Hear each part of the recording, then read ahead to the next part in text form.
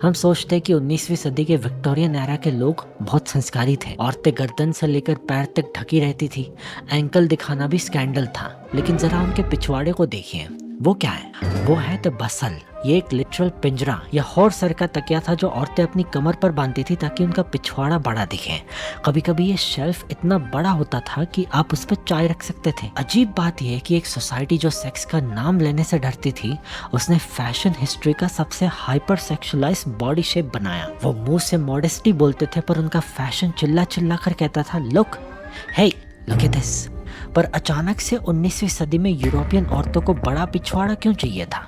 इसका जवाब फैशन में नहीं बल्कि एक जानवर में छिपा है। 1810 में लंदन में एक फ्रीक शो का पोस्टर लगा है, द हॉटनटॉट वीनस। लोग टिकट खरीदकर अंदर जाते एक जानवर को देखने, पर स्टेज पर एक अफ्रीकन औरत खड़ी है। उसको नंगा दिखाने के लिए स्किन टाइट कपड़ों में स्टेज पर खड़ा किया है। लोग उसके पिछवाड़े को अम्ब्रेला से छूकर चेक करते कि वो असली है या नकली।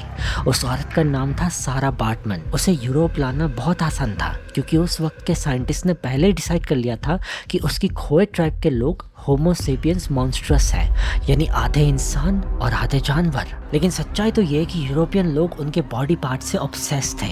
मर्द पैसे देकर उन्हें देखने आते थे और यूरोपियन औरतें बाद में बसल पहनने लगी ताकि वो भी अपना पिछवाड़ा वैसा ही बड़ा दिखा सके। ये नफरत नहीं थी, ये फेटिश थी। उन्होंने सारा को पिंजरे में बंद कर दिया, पर उनका फैशन उसी पिंजरे से इंस्पायर हुआ। वो कोई जानवर नहीं थी, वो एक दुखी माँ थी जिसने अपने 3 बच्चे खोए थे। जब वो गुस्से में ऑडियंस को मारती थी तो लोगों को और भी मजा आता था। वो कहते थे कि देखो, जंगली जानवर गुस्सा हो गया। असल में जानवर वो नहीं थी, जानवर वो लोग थे जो टिकट खरीदकर तमाशा देख रहे थे। मौत उसके लिए आज़ादी होनी चाहिए थी, लेकिन उसके जिस्म का तमाशा तो अभी शुरू हुआ था। सारा बार्टमन की मौत के बाद उस वक्त का सबसे बड़ा साइंटिस्ट जॉर्ज कुवियर उसका शरीर ले गया। साइंस के नाम पर कुवियर ने उसकी बॉडी के टुकड़े टुकड़े कर दिए। पहले उसने पूरे शरीर का प्लास्टर कास्ट बनाया, फिर उसका दिमाग और उसके प्राइवेट पार्ट्स निकालकर अलग अलग जार्स में डाल दिए, और आखिर में उसने सारा मांस हड्डियों से उबालकर अलग कर दिया। क्यों? ताकि वो साबित कर सके कि सारा इंसान नहीं, जानवर थी। अपनी रिपोर्ट में क्यूवियर ने लिखा कि सारा बार्टमन इंसानों से ज़्यादा बंदरों के करीब थी। उसने उसके सेक्सुअल ऑर्गन्स को एक ओरंगेटन से कंपेयर किया। उसके बाद सारा की हड्डियाँ, दिमाग, प्राइवेट पार्ट्स और वो प्लास्टर कास्ट एक पेरिस के म्यूजियम में डिस्प्ले पर लगा दिए। 1969 में इंसान ने चांद पर कदम रखा। लोगों ने कहा, this is a giant leap for mankind. लेकिन उसी साल पेरिस में एक म्यूजियम के अंदर सारा बार्टमन के जेनिटल्स और ब्रेन अभी भी पब्लिक डिस्प्ले पर थे। सोचिए, एक तरफ हम स्पेस में जा रहे थे और दूसरी तरफ हम एक अफ्रीकन औरत के ऑर्गन्स को टिकट खरीद कर देख रहे थे।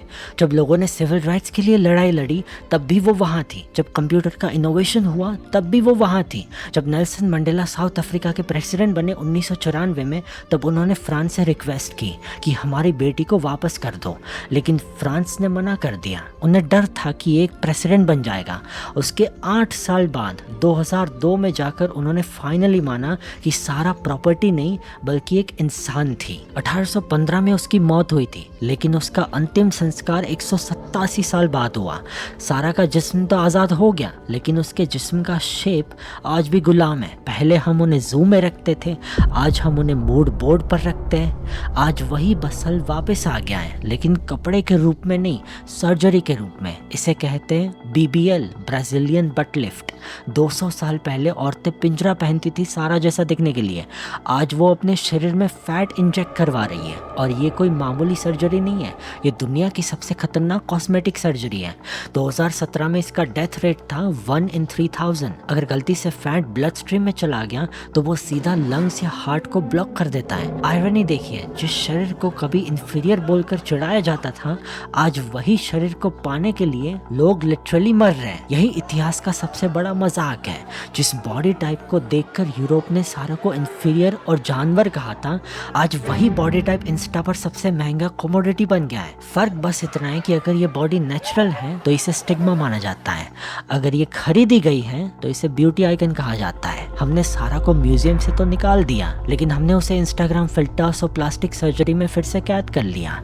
फेटिश वही है, बस तरीका बदल गया है।